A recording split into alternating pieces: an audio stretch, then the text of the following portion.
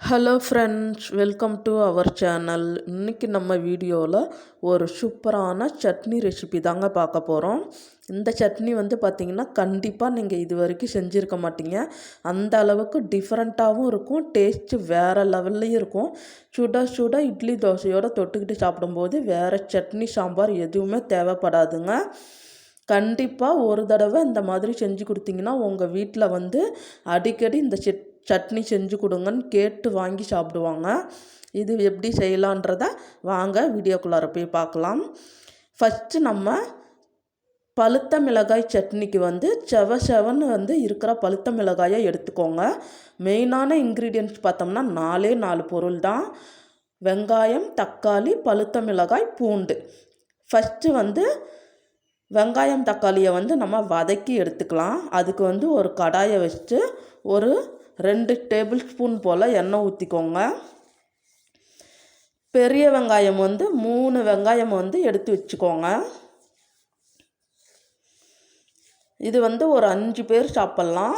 அதுக்கு பெரிய வெங்காயம் ஒரு 3 வெங்காயத்தை நீல வாக்கில் ரஃப்பாகவே இந்த மாதிரி கட் பண்ணிவிட்டு இந்த அளவுக்கு வதங்கினா போதும். கண்ணாடி பதம் வந்த உடனே அதுக்கு 4 பெரிய தக்காளியை நம்ம கட் பண்ணி வச்சுருக்கோம்.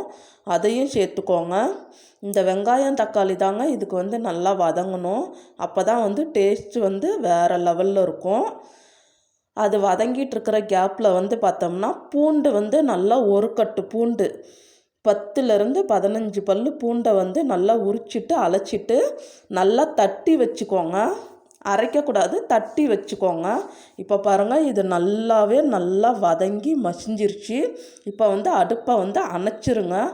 அணைச்சிட்டு அதே சூட்லையே நம்ம தட்டி வச்ச பூண்டையும் நம்ம இன்றைக்கி 10 மிளகாய் எடுத்துருக்கோம். உங்களுக்கு எவ்வளோ காரம் வேணுமோ அவ்வளோ சேர்த்துக்கோங்க. இது கொஞ்சம் காரம் கம்மியாக இருக்கிறதுனால தான் நான் 10 சேர்த்துருக்கேன். நீங்கள் காரம் அதிகமாக இருந்துச்சுன்னா கண்டிப்பாக கொஞ்சம் கம்மியாக சேர்த்துக்கோங்க. ஆனால் கொஞ்சம் காரமாக இருந்தால் தாங்க நல்லாயிருக்கும்.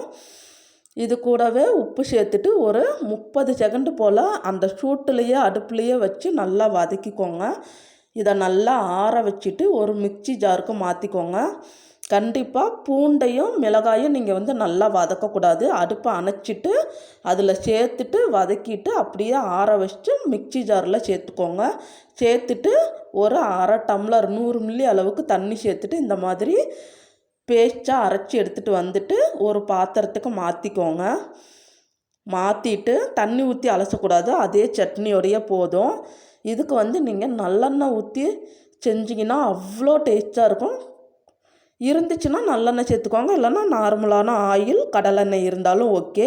அது கூட கடுகு, கருவேப்பிலை, வரமிளகாய் இதை மட்டும் சேர்த்துக்கோங்க. உளுந்து சேர்த்திங்கன்னா அந்த மிளகாய் பூண்டோடைய டேஸ்ட்டு நம்மளுக்கு கிடைக்காது. அதனால் உளுந்து வேண்டாம், வெறும் கடுகு மட்டும் சேர்த்துக்கோங்க.